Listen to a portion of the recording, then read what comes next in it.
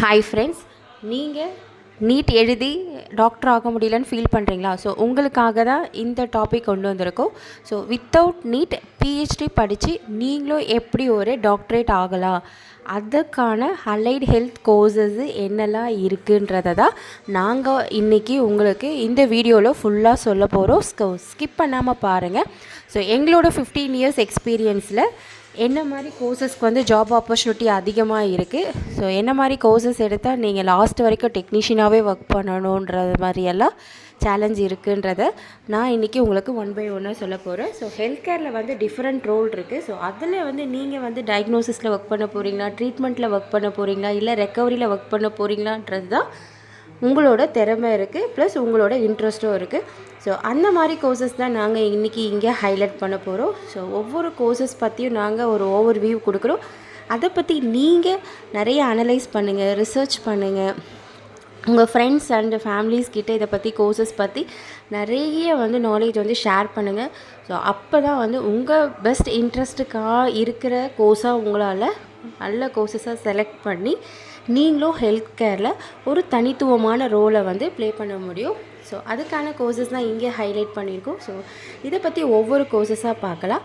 அதே மாதிரி நீங்கள் படிக்கிற கோர்சஸ் வந்து முக்கியமாக கவர்மெண்ட்டில் படிக்க ட்ரை பண்ணுங்கள். ஸோ கவர்மெண்ட்டில் கிடைக்கலன்னும் போது ப்ரைவேட் போகும்போது அது நம்ம தமிழ்நாடு டாக்டர் எம்ஜிஆர் யூனிவர்சிட்டி அஃபிலியேட்டடாக இருக்கணும். ஸோ அப்போ தான் வந்து உங்களோட கோர்ஸை வந்து ரெக்கக்னைஸ் பண்ணுவாங்க.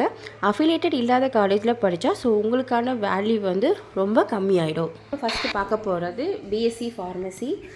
இதில் வந்து டிப்ளமோ இருக்குது, பிஎஸ்சி இருக்குது, ப்ளஸ் பிஹெச்டி வரைக்கும் படிக்கிற ஆப்பர்ச்சுனிட்டி இருக்குது. ஸோ நீங்கள் வந்து ஒரு கிளினிக்கல் ஃபார்மசிஸ்ட்டாக ஒர்க் பண்ணலாம், இல்லை தனியாகவே ஓன் வந்து ஃபார்மசி செட்டப் ஒர்க் பண்ணலாம், இல்லை ரிசர்ச் சைடில் நிறைய ஒர்க் பண்ணலாம், இல்லை ஒரு ட்ரக் இன்ஸ்பெக்டராக ஆகிறதுக்கும் இந்த கோர்சஸ் வந்து உங்களுக்கு ரொம்ப ஹெல்ப்ஃபுல்லாக இருக்கும்.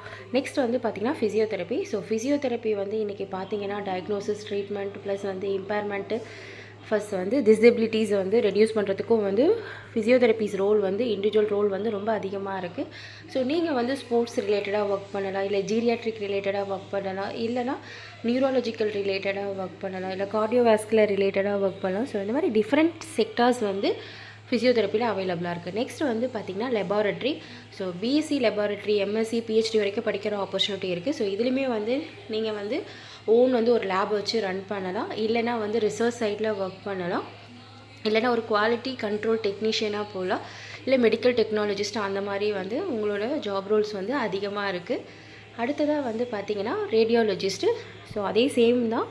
ஸோ இன்றைக்கி டயக்னோசிஸ் வந்து லேப் மூலயமாவும் ப்ளஸ் ஸ்கேன் அந்த மாதிரி சொல்லிவிட்டு பல டெக்னிக்ஸ் யூஸ் பண்ணி தான் இன்றைக்கி வந்து டயக்னோசிஸ் வந்து நம்ம டிசீஸை வந்து கண்டுபிடிக்கிறோம்.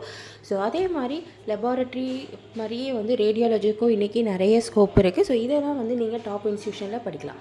நெக்ஸ்ட் வந்து BSc nursing, diploma nursing, plus PhD வரைக்கும் படிக்கிற ஆப்பர்ச்சுனிட்டி இருக்குது. ஆனால் இதில் நீங்கள் கண்டிப்பாக பிஎஸ்சி நர்சிங் படிங்க.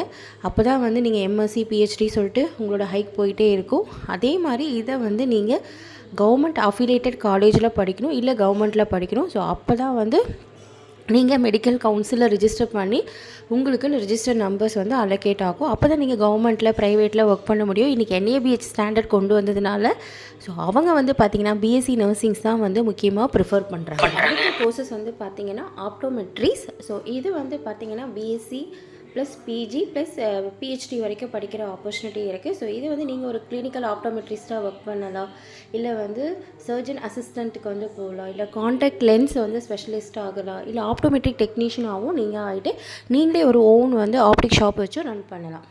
அடுத்ததாக வந்து பார்த்திங்கன்னா BASLP சொல்லக்கூடிய audio and speech language pathologist. So இந்த கோர்சஸ் பற்றி ஸ்டூடெண்ட்ஸ் கிட்ட நிறைய அவேர்னஸ் இல்லை. இது டாப் இன்ஸ்டியூஷன்ஸ்லேயே இந்த கோர்சஸ் வந்து ஆஃபர் பண்ணுறாங்க. இது மூலிமா வந்து நீங்கள் வந்து ஒரு ஆடியாலஜிஸ்ட்டு, ஒரு speech language therapist, plus hearing specialist ஆகிற ஆப்பர்ச்சுனிட்டி நிறைய இருக்குது. ஸோ ஸ்பெஷல் எஜுகேட்டராகவும் நீங்கள் வந்து ஒர்க் பண்ணலாம். ஸோ இது நிறைய வந்து ஜாப் ஆப்பர்ச்சுனிட்டி இது ரிலேட்டடாக இருக்குது.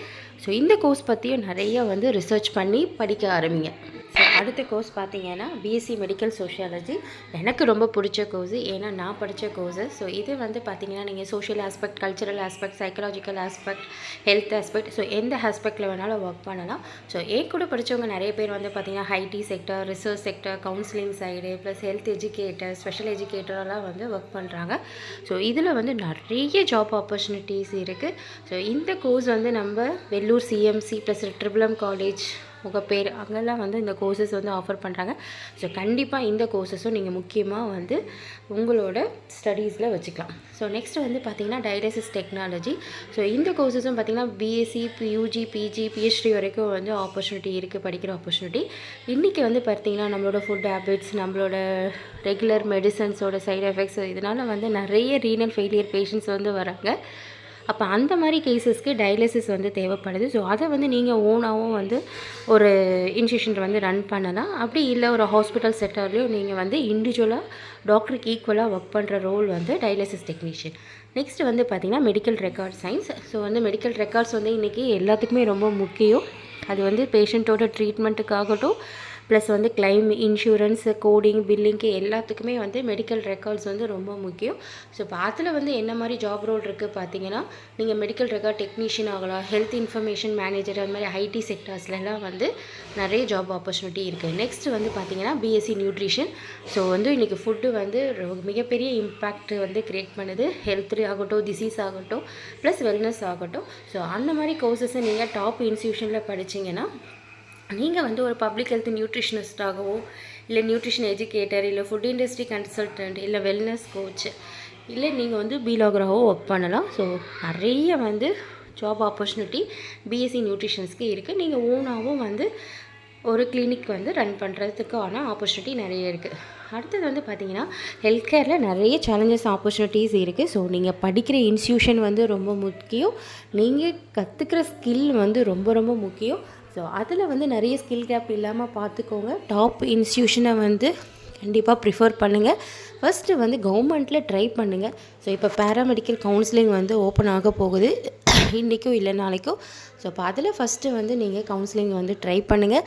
அதில் கிடைக்கலன்னும் போது ப்ரைவேட் போகும்போது, ஸோ அது அஃபிலேட்டட் காலேஜஸாக, அதில் டாப் காலேஜஸாக, அதில் படித்தா ஜாப் ஆப்பர்ச்சுனிட்டி எப்படி இருக்குன்றத நீங்கள்